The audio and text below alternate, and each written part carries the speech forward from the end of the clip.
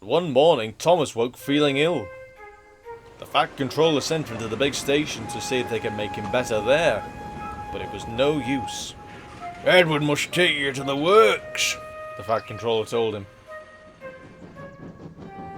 Thomas felt very miserable. Then he went to see Duck. "I want you to help Percy and Toby while Thomas is ill. Donald and Douglas will do your work here until Thomas comes back." Duck was delighted. He knew Percy already, and it wasn't long before he had made friends with Toby, Terence and Bertie. Even Annie and Clarabelle were impressed. "Such nice manners," they told each other. "It really is a pleasure to go out with him." They soon made Duck welcome, and he laughed when they told him how Thomas had once left their guard behind at the junction.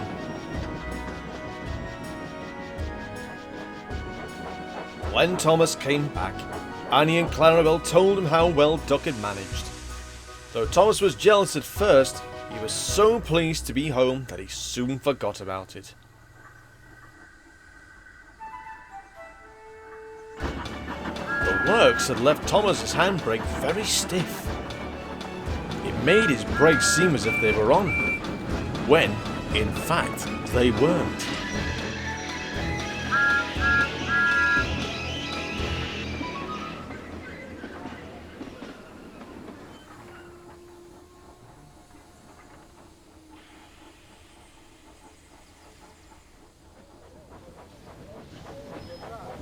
As a result, he and his coaches often overran the platform.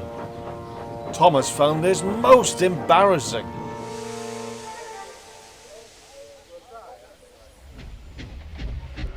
Gradually, his driver and fireman learned to be extra careful.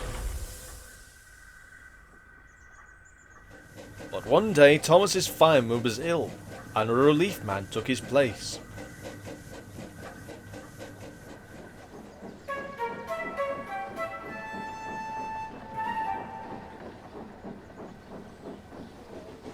At the junction, Thomas ran round Annie and Clarabelle. While his driver chatted to the station master on the platform, the fireman fastened the coupling. The driver had told him about Thomas's brake, but unluckily he had forgotten. When he had finished with the coupling, he joined the driver and station master on the platform. Thomas simmered happily.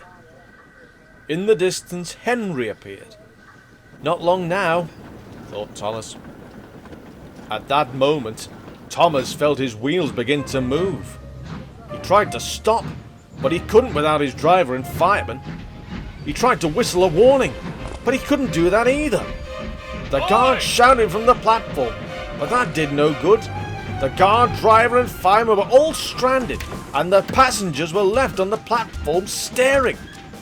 Thomas, Annie and Clarabelle gathered speed out of the station. The empty coaches shrieked as they rounded the curve, but Thomas, with plenty of steam, kept on going. The signalman at the junction soon realised what had happened and sent a message along the line. An inspector prepared to stop the runaway at the station near the airfield where Harold the helicopter stood, ready in case of an emergency. But Thomas was still going much too fast. Quickly, the inspector climbed aboard Harold and they took off.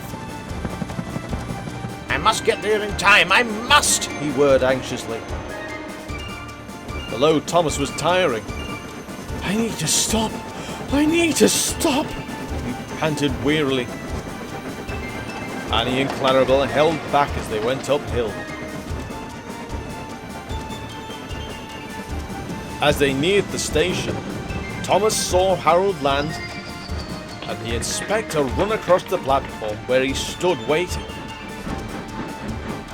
This time, Thomas entered the station slowly enough for the inspector to act.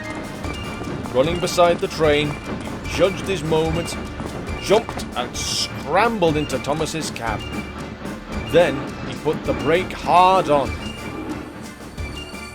At last, Thomas stopped.